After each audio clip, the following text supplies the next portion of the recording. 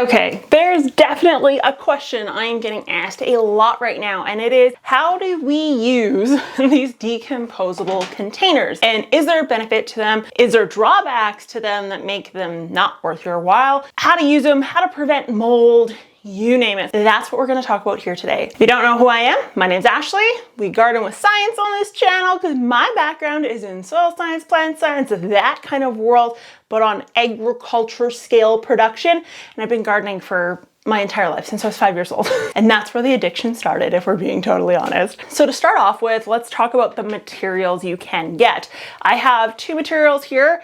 This one is cardboard and this one is coconut fiber. You know, the stuff that's on, like the hairy stuff on the outside of the coconut? It's that kind of molded with like a flax resin coating. It comes apart pretty easily.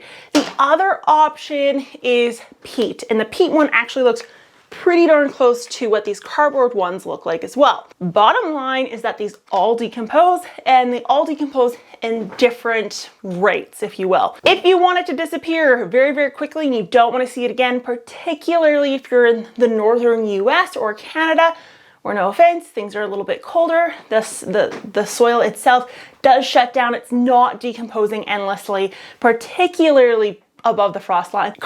Cardboard is the way to go. So these ones are from Dollarama. There's no other explanation to this, but we'll get into why I'm using these here in a little bit. The other option is peat. Now the peat ones will also decompose. They decompose a little bit slower than the cardboard ones, don't get me wrong. And the other thing to watch out for is ethically sourced peat. So there's a ton of different companies that make the peat pots. I literally grab whatever's on the shelf. So if it's coconut coir, cardboard, whatever's in front of me is what I'm grabbing. The fact that I don't have peat pots has absolutely nothing to do with me not liking peat or virtue signal in any way. It's literally just what I can get at the store. It's what I grab. I'm a simple gardener, guys. I'm like the seafood gardener. I see it and I grab it, seeds included. Now the peat ones, you can get ethically sourced peat. There's the logo here actually is how you would get ethically sourced peat if you're interested in that. However, the next one is coconut coir. So the coconut coir ones come in two options. The first option being something very similar to that of the cardboard and the peat material, and then this kind of hairy, really furry version. Now, coconut coir does not degrade easily at all. It's one of those things that stick around forever. Just ask the folks at Oak Island. Coconut fiber on Oak Island? This fur one, this hairy one in particular, will last a while. Now, don't get me wrong, it falls apart equally as easily. As you can see, this one I've had planted, moving, watering, dealing with it for about like 2 weeks, and it's already kind of coming apart. That's pretty normal. By the time this is outdoors, the whole top of it is usually like splayed out, and it looks nothing like this. So if you guys, I'm gonna do some seedling and plant tours here as to what my seed starting setup looks like, yada, yada, yada. You'll see this slowly degrade as I do that tour over the next few months. I'll do a 1 month update on the yard. So it is unique in the sense that this one is porous, but it is a homogeneous mixture, if you will, where there isn't much air penetration other than what is on the exterior of the container. And that also goes for the peat one.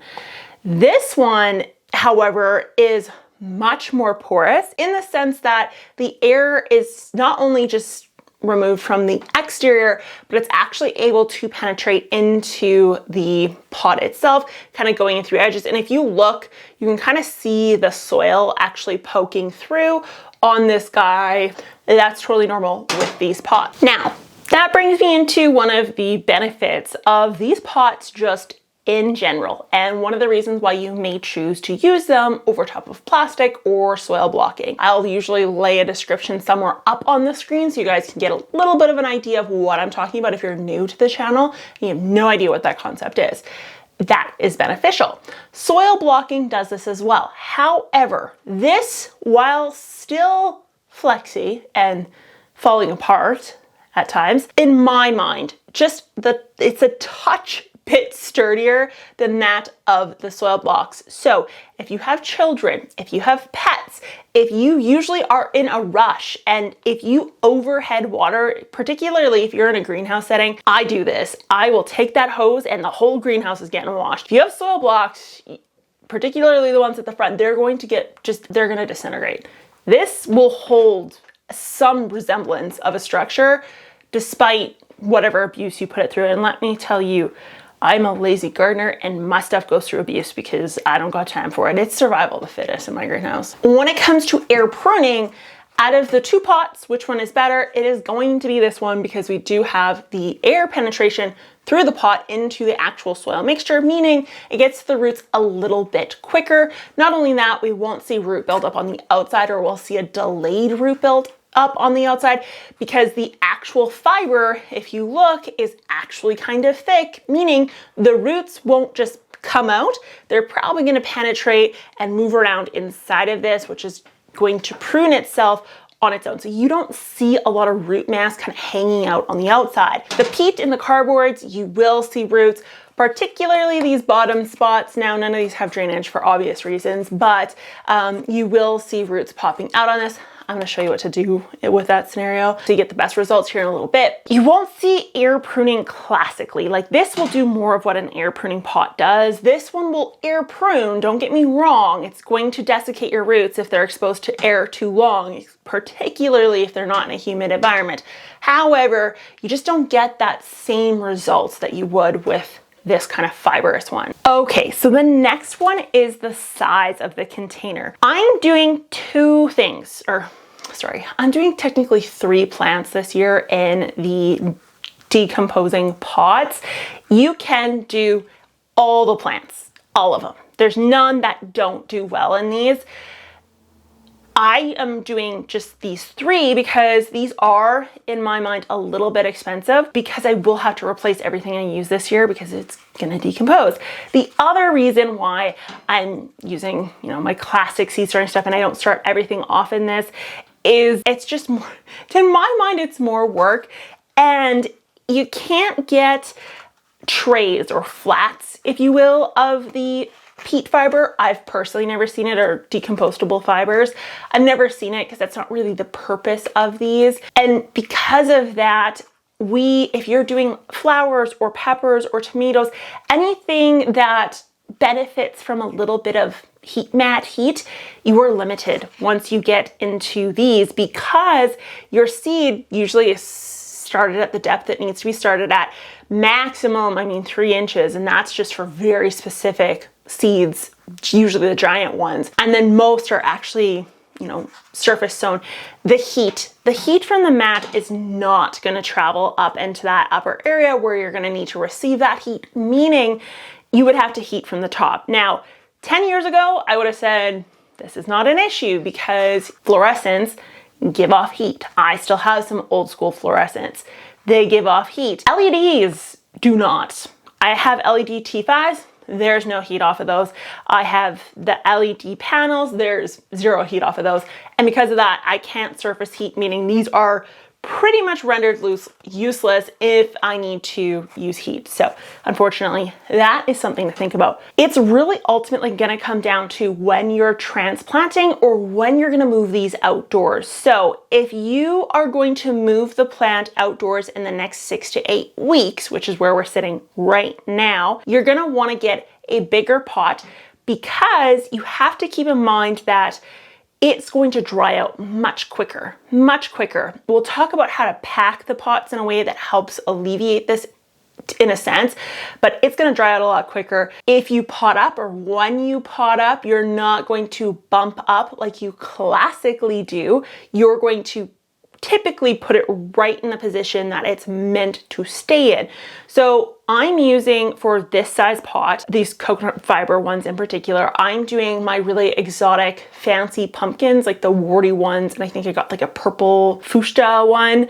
And then my loofahs also are going to be in these, or are in these currently right now. I'm not gonna bump up. These are gonna go straight into their position in the ground or in the container, depending on where they go. These smaller ones actually are what you would want to use for plants that state on the packaging start 4 to 6 weeks, 3 to 2 weeks prior to transplanting outdoors. So for these guys, I'm actually doing the zinnias of the world. So I got some really pretty cut flower options this year. My goal last year was to incorporate more flowers in amongst my vegetables. This year I'm going for the same goal because it just looks nice. These are some of the zinnias, and I have more than these color-wise. I love zinnias. I think they're just the coolest plant ever. And that's what's gonna go into these ones. I'm only gonna do 1 plant per pod, and this is going to allow me to transplant it outdoors. Now, if you did not know, zinnias are horrific. All the horrors right now after yesterday's video. Those usually show up sometime in August, which in my opinion, it's too late for me in my Canadian my Canadian gardening zone. I want to see them a little bit sooner, and the way that I can make sure I see them a little sooner is to use kind of these cardboard compostable containers. Other scenarios in which you would use this is any sort of perennials or seeds where the packaging says does not transplant well, or direct sow outdoors, and then you type in, why do I have to start poppies direct sown? And one of the top search results that should or will pop up for that is going to be that they don't transplant well. Pumpkins, melons, squash, they don't transplant well. That's why they make it into this. The zinnias, a lot of perennial flowers don't transplant well. That's why they make it into this. And ultimately it comes down to the fact that their root systems do not like being disturbed, or they don't do well with root disturbance, or they transplant really poorly, meaning something's causing them to transplant poorly. I can't solve the process of hardening off for you other than teaching you how to harden off, but what I can mitigate is the root stress, and this is one of the ways in which we can do that. The downfall of that whole scenario is that you are not bumping up. And if you know me, I constantly stress the importance of bumping up your seedlings, because that process does get you some root breakage, and that root breakage does result in a stronger root system. So plants in general, for the most part, your conventional ones do benefit from that bumping up process. So I personally would not recommend starting all your plants in these kind of compostable containers. I would do the research to decide which ones of your crops are going to be put into this scenario. One of the big cons, and this is actually one of the reasons why I'm doing this video, is because many of you on the Facebook group, Instagram DMs have in the comments, actually in the YouTube videos. And if you did not know this and you're not a part of the Geek Crew yet, you need to join the Geek Crew. They're really smart people. Usually my favorite saying is that I teach you theory, they teach you the practice. And that means they're much smarter than what I am, because everyone knows their scenario just a little bit better than just some random Canadian redhead doing content creation in Saskatchewan. And that goes for any content creator. So what the Geek Crew does, and this is why I love them so much, and I'm trying to convince you to join us. It's a cult, just so you know. The comment section, they will generally say, I'm in, Kentucky zone 6. This is what I do. This is why I do it. This is what I do it for. And they will state very specific scenarios just for Kentucky. So if you're looking for that comment section, that's where you want to go. But cons, mold. The mold commentary is so common. There's a reason for that. You have organics, and whenever you have organics, whether it's cardboard, pulp, tree pulp, whether it's coir, so coconut, whether it's peat, which is sphagnum moss that's been ground up into a mat, all of these scenarios are organic. And when you have organics, you have decomposition. And the process of decomposition involves mold. Now, I've done videos on mold, and mold is not dangerous. It's a very normal process that we see in decomposition. You just normally don't see it because it's generally underground. It's more like a hyphae network that you don't even know exists in many cases. And not to mention, if you're getting excess mold on these containers, you're not getting the benefit of the air pruning. If you have so much mold accumulating on top, bottom, sides of these, it's a great indication that you don't have proper airflow, and therefore that whole air pruning benefit of these darn things, it's gone. It's zeroed out because airflow is needed for air pruning. High moisture dome scenarios with no airflow where you got mold, you're not getting the benefit. The roots are just going to pop out and they're just going to continue to grow, and they'll end up, out through the bottom. The way to mitigate this is to get a, whatever this is, oven rack. This is from Dollarama. There's an oven rack. There's a cooling cookie sheets. That's actually where I put these ones, because if you noticed, they're like falling over. So I do put them on like the small square cookie sheets, cooling cookie sheets. And then I also put them on top of an old cookie sheet. I was gonna call it cookie. Anyways, and this is the side, like right side up. So then you get the airflow underneath of the pots. So that'll stop those roots from going down into the container, which is really important because when we go to transplant this bad boy outside, those bottom roots are your apical meristem, which is just a really fancy way to say that is the leading edge of your root, and that's what's going to make the new roots happen. Now, these can bust and your plant will be fine. However, if we're putting a plant through hardening off process, if we're putting them through a transplant shock scenario, which sometimes is unavoidable, you want to have those roots, or as much root as you can, and the stress, if you will, from transplant shock, normally speaking, is actually the upper biomass being exposed to elements it's not used to, causing really increased rates of evapotranspiration. I'll put the definition for what that big word means here, but that means that stress, we want to limit the top stuff. We can't really limit the top stuff. That is what that is to an extent. The bottom stuff, if we can keep that in contact or together, that's the best scenario. Now, when it comes to the actual pots being side by side, do not butt these guys up against each other. You want enough space in there, and you want a fan kind of making a channel. If you have this in your greenhouse, what you want to avoid is having one here, and then another here. So you don't want to block airflow. You want very straight parallel lines, and you want the fan going this direction so it kind of goes through the whole thing. Over time, you want to rotate these. I found that this is the best way to do it. So if you have under your fan, if this is how you have it, and you have the fan blowing parallel to this, what you want to do is you want to turn it. Same thing, you want to have the same rows, and you want the fan to blow this way. Now, once a week is good enough, I find, or when I'm starting to notice one side is looking a little bit moldy than the other, that's when I do the flip. Do not use cinnamon. Do not use the crazy hacks out there. I saw one with dish soap. None of them work, and or they're completely unnecessary. And by the way, if you put dish soap on your garden for any reason, whether it's to make your soil less hydrophobic, which is insane that people do that, but it's a trend on Instagram right now, you're not organic anymore, because Dawn is definitely not organic, just a heads up. So the other con is the drying out. These guys do dry out a little bit quicker, and this is to your detriment when you're trying to germinate. So you do want to get the high top domes, so that might be an additional purchase for you.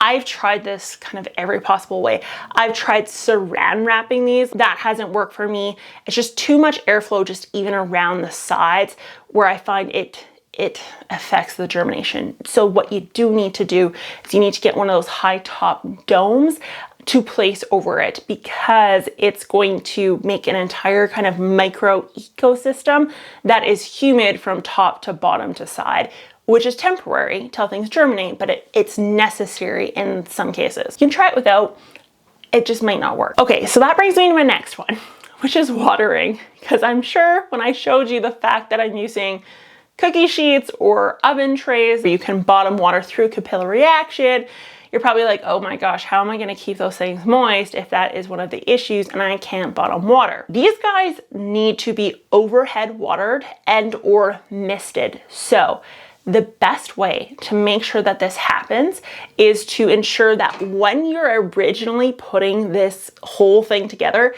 is that you are packing that soil in. And I am talking packing. Now, a great way to do this in a way that won't be negative or to the detriment of the plant, meaning it's not going to be too compacted.